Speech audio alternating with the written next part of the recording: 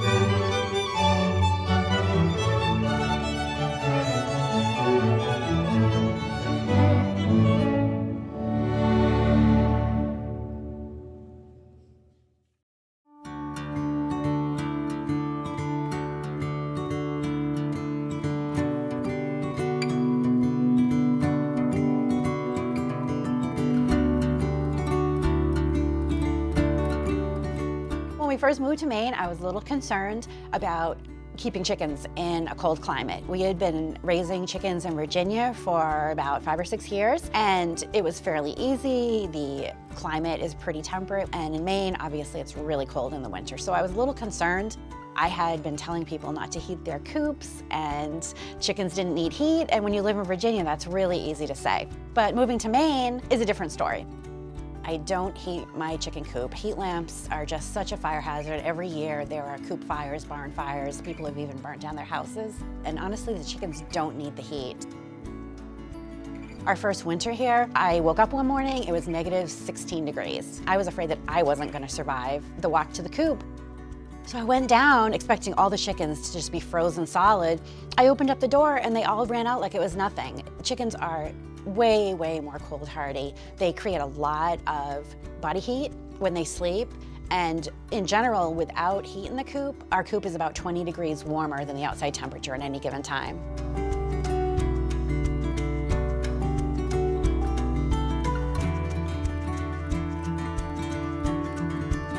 In the winter, it gets lighter later, so you can sleep in a little bit. So usually around 7 o'clock in the morning, I open up the coop, fill the feeders and the waterers. I open the little door every day, year round. I don't feed them inside the coop. All the food and water is always outside. So if they want to eat their breakfast, they have to come outside. So they're outside every day. Most of the day on cold days, they'll come back inside and they'll spend more time in the coop, but I never actually shut them in the coop. I leave the little door open and they can come and go as they please. Everybody eats their breakfast first thing. That's what they're all about, is having their breakfast as soon as they come out of the coop, and then some of them wander back in. They might lay their eggs for the day. Others will take a dust bath, or they just explore around the run to see if there's anything new that wasn't there yesterday. They can sort of get on each other's nerves. They get, I guess you call it, coop fever. So you never want to actually lock them inside the coop in close quarters like that, but by letting them outside and then putting up benches and swings and stumps and logs and perches outside, things out in the run that they can hop up onto and play on. We put our Christmas tree out in the run after we take it down, just things to keep them busy and occupied and from pecking at each other. And if one is getting a little bit bullied, she can hop up on something to get away from the others. So we do have one chicken named Mean Kate, and obviously she's mean. Her purpose in life is to go around and just peck all the baby chicks on the head each spring. So no one really likes her, but in the winter when it gets really cold, everybody clusters together on the roosting bars, and Mean Kate's nestled in there with everybody, but all summer she's all by herself because she's just mean to everybody. She lays beautiful blue eggs, so Mean Kate gets to stick around.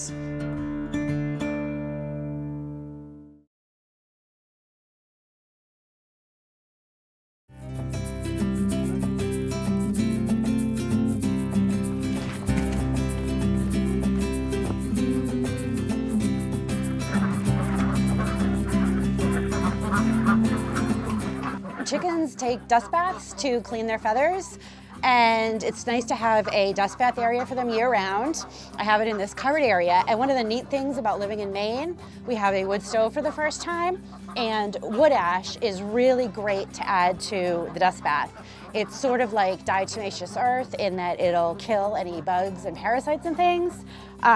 Wood ash also has vitamin K in it, which is a blood clotting agent, and it's also a detoxifier. There's properties in the charcoal that help flush toxins out of the system, and the chickens love taking dust baths in it.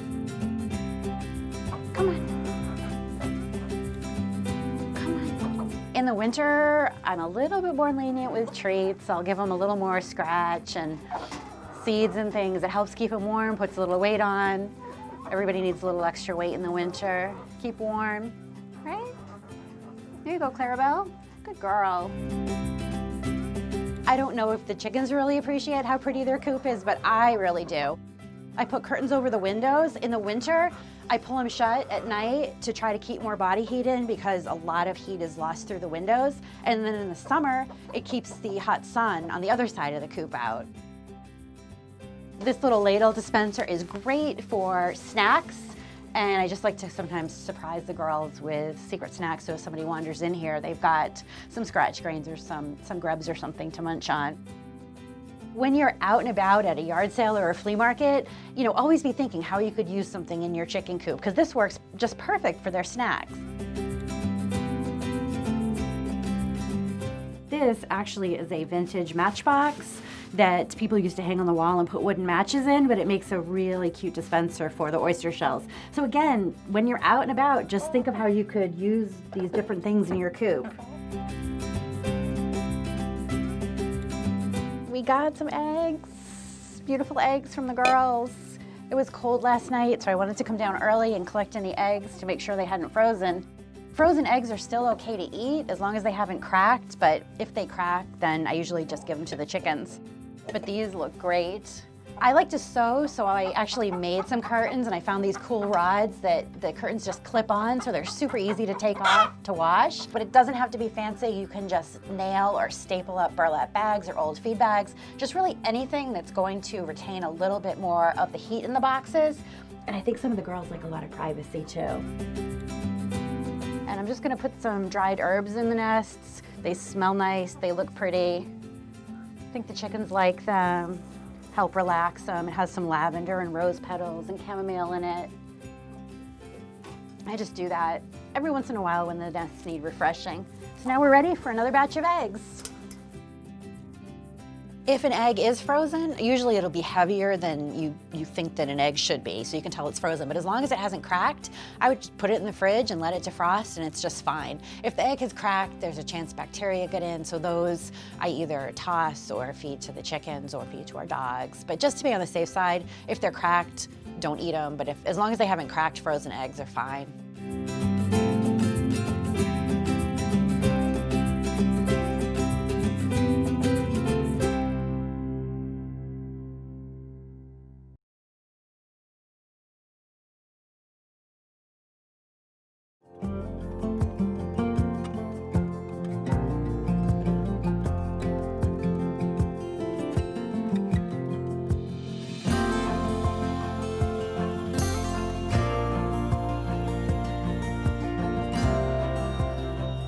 I love cooking, and one of the benefits of raising chickens, obviously, is their eggs. Eggs are in so many recipes, and you can cook them so many different ways. I think that my love of cooking came from my mom, but before her, my grandparents. They owned a diner, and they supplied it with meat and eggs from their own chicken farm. So this was way before I came along, but my grandmother always had eggs on the counter and butter, and she was always cooking something using things she grew in her garden or eggs from her chickens. Eggs are just so versatile, and there's so much you can do with them. My grandmother raised chickens for most of her life, and I'm pretty sure she ate eggs almost every day for breakfast. We don't eat eggs every day, but pretty close. There are so many ways to cook eggs and just so many different dishes that we use them in baking, but eggs for breakfast is definitely my favorite thing. I think everybody's universal favorite is scrambled eggs. They're easy, you can't really go wrong, but I have a little tip for you to make your scrambled eggs even better. Obviously, starting with fresh eggs is the most important thing because they're going to taste so much better than store-bought eggs. A lot of people like to add milk or cream to their eggs, but you really don't need to when you have fresh, delicious eggs from your own chickens. So what I do is heat my cast iron pan over medium-low heat. I add a pat of butter and just kind of let that sizzle and melt. The butter has a little more moisture in it than olive oil, so you always want to scramble your eggs in butter. Then I lightly whisk my eggs. You don't want to add salt and pepper right now, you want to add that at the end. So pour your whisked eggs into the frying pan, and then using a spatula, just sort of fold them in towards the middle and cook them slowly. And you want to stop cooking them when they're still kind of shiny. You don't want to fully cook them because they're going to still cook a little bit in the pan.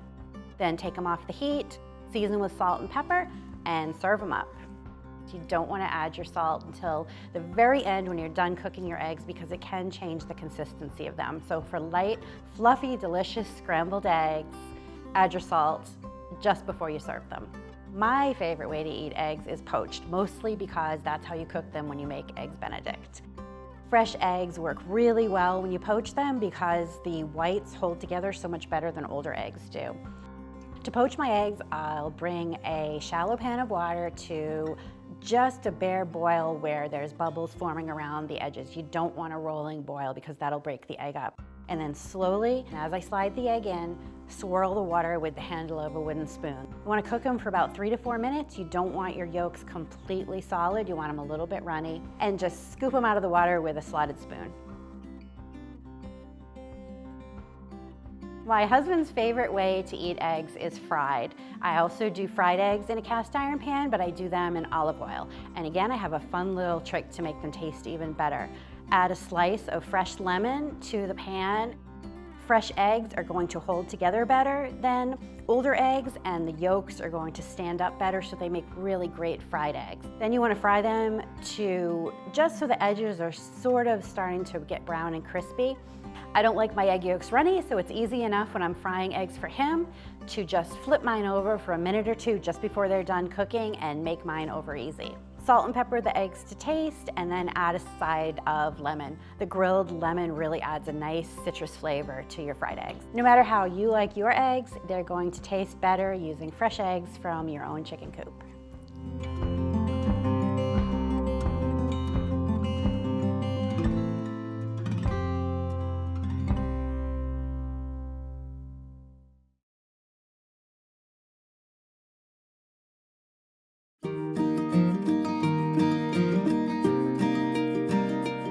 Another thing I really love about living in Maine is the long winters. I mean, I love snow, but I also love to knit and sitting in front of the fire, drinking tea, but I also love to build things and do crafts.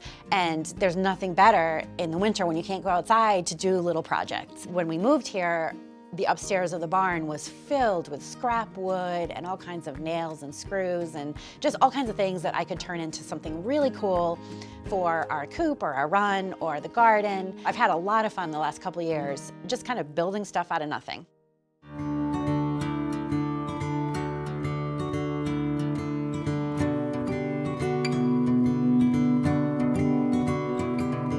It snowed last night, so it's a really good day to stay inside and do some crafts. And I have one that I've been wanting to do for a while. We got some new chicks this past spring, and I wanted to make a welcome sign for the coop with everybody's name on a board. I decided to do it with eye hooks, so as I add new chickens, I can just add more names to the sign. This would make a really great gift for a new chicken keeper.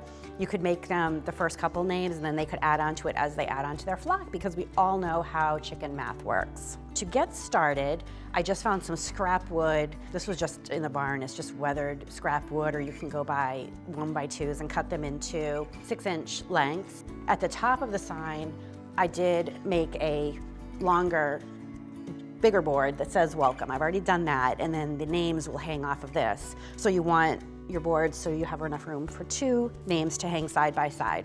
If you are talented, you can certainly hand letter the names. I am not, so I like to print them out in different fonts on Word, just print them to size, and then I have my template and some tracing paper, and I can just trace the name right onto each board, which makes it super easy.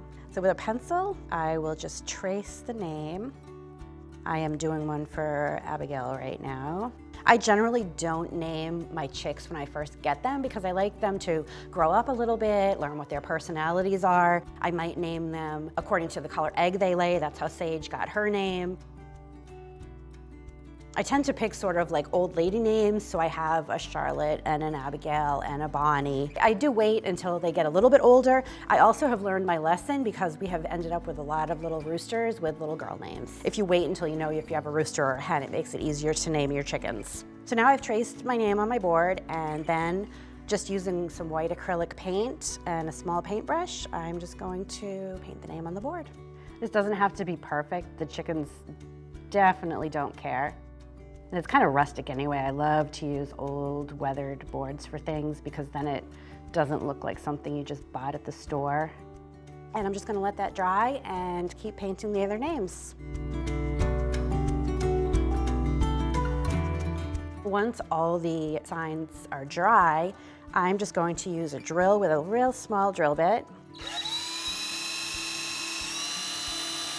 And I'm gonna drill a little pilot hole, and then I've got these little teeny eye hooks. And again, this is a great way to use up some extras if you have some random eyes and hooks. They don't all have to be the same size, but I'm just gonna screw 2 into the top and then 2 hooks into the bottom. And all of them, except for the bottom 2 signs, are going to have a hook and an eye in them, so they can just be hooked together once they're done.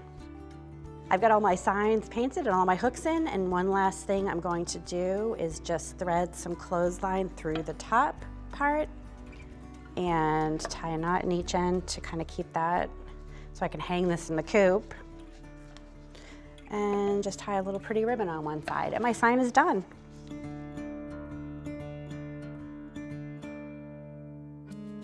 In the winter, scratch grains are a really good treat for your chickens because the whole grains and corn and things are hard for them to digest, and it helps create body heat as they are digesting them. So you can buy commercial scratch grains, or you can make your own so easily just using a variety of seeds and nuts and grains. So I've got sunflower seeds and pumpkin seeds, some dried cranberries, oats, split peas, and I'm actually going to layer them in a mason jar because it makes a really cute gift for your favorite chicken keeper or even somebody who just wants to feed the wild birds. I saved some eggs that I cracked for this morning's breakfast, and I'm gonna make some really cute eggshell candles out of them. I rinsed them out and let them dry. And then I took some cotton wicks and with melted beeswax, attached one in the bottom of each shell and then filled each shell with the beeswax and let it harden. Once it's hardened, I just cut the wicks off to about 1 inch or ½ inch or so. And then I put them in a ceramic egg tray, and I'm going to use them as the centerpiece for tonight's dinner.